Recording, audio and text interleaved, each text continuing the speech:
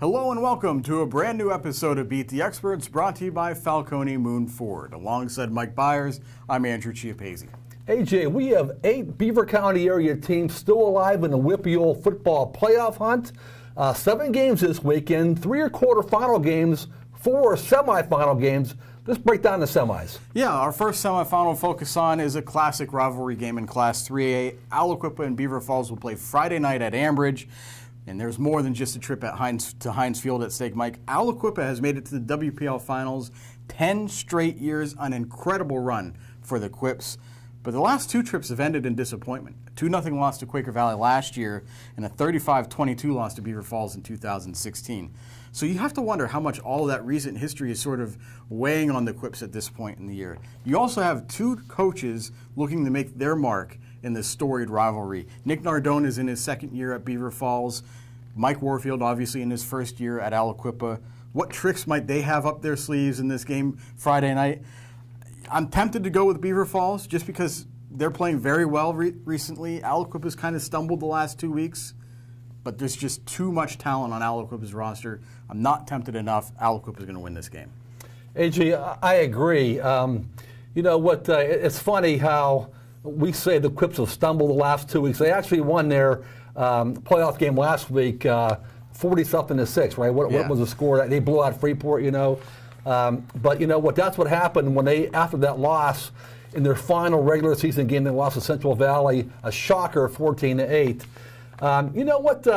2 years ago, early in the season at Reeve Stadium, Aliquippa went there and blew out Beaver Falls 44-13.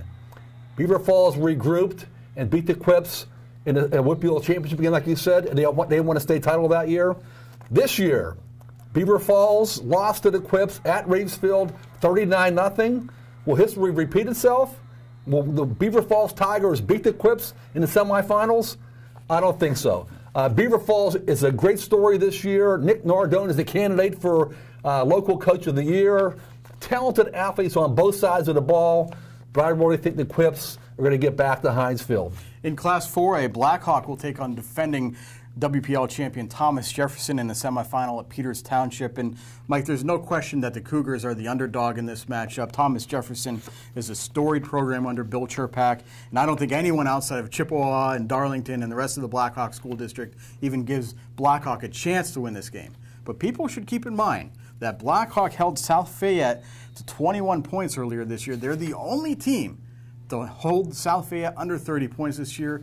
I think Blackhawk's defense will come to play against the Jaguars. It's a great offensive team by Thomas Jefferson. My only issue for Blackhawk is that Thomas Jefferson also has a great defense. And I don't think that, even though Blackhawk's offense is playing well, I don't think they have enough. I think Thomas Jefferson's going to win this game. It will be closer than people would think, though. Hey, G, I said a minute ago that Beaver Falls is a great story this year. They were 1-9, I believe, and 1-8 last year, and here they are, 7-2. Certainly, Blackhawk is one of the stories of the year under first-year coach Zach Hayward. Great story. Really love the way they play football. But Thomas Jefferson is one of the great programs in WPIAL history. Bill Cherpak. I met him many years ago when I was covering Pitt football. He was an O-lineman for the Panthers. He may go down someday as the greatest coach in WPIAL history. He already has 7 WPIAL championships. I think he's won 2 or 3 in a row. They've been in the semifinals at least countless times in the last 10 years. TJ has a 1,000-yard passer, a 1,000-yard rusher, a 1,000-yard receiver, and you mentioned a great defense. I just cannot see TJ losing this football game. I hope it's close, but I think TJ's going to pull it out. Finally, we have 2 Class 1A semifinals to talk about, and we'll start with OLSH against Clairton at Dormont Stadium Friday night. OLSH has progressed one step further in the playoffs the last few years. They made it, lost in the first round in 2016, lost in the quarterfinals in 2017, and now they're here in the semifinals.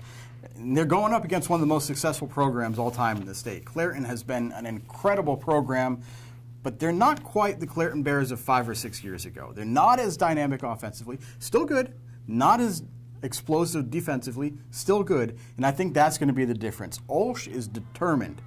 This is their year. They have a huge crop of seniors. It's their make-or-break year. I think OLSH is going to find a way to beat Clairton and make it to the WPIAL championship game. Hey, Jay, this should be a great football game. A lot of athletes on both sides of the football. As I wrote in my story this past Sunday after covering OLSH when they blew out Monte Cristo 60-6, they're the relatively newcomers on the WPIAL playoff front. This is their 9th year as a program. Their first time they've won 10 games in a year. First time in the semifinals. Tyler Bradley, Rico Tate, Richard Boom Banks, Andrew Snarry. There's a bunch of talented guys on that team. But I just don't know if they can knock down Clairton, one of the great programs in WPIAL history. I think Clairton's going to win this game, a very close game. Should be a good game. Well, I'm curious then to see what you think about the other Class 1A semifinal, as Rochester and Jeannette will meet Friday night for the 3rd straight year in the Class 1A semifinals. Jeannette won 30-20 2 years ago and 30-26 last year. And Rochester had a 9-point lead in the 4th quarter of that game last year, only for Jeannette to pull out the rug from underneath and win in the final minute. That loss has stayed with Rochester all year. I talked to Noah Whiteleather and Darius Gooseby and Caden Mersing before the season, and they all mentioned the Jeannette loss last year. This has been stewing in the Rams' brains for a year. The 3rd time will be the charm against Jeannette. Rochester will find a way to win. This is still going to be a very close game. It may again come down to the last minute, but this time Rochester is going to come out on top. AJ, I agree. I think it's the Rams' time to pull off a victory over Jeannette. You know, this year, I know every game has its own personality, okay? But Jeannette, in the quarterfinals of the playoffs last week, actually struggled to beat Monessen. They won 18-14.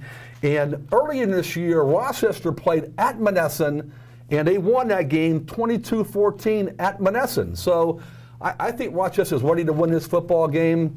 Of course, they run the ball so well. I think Rochester wins this game and gets to the WPIAL championship.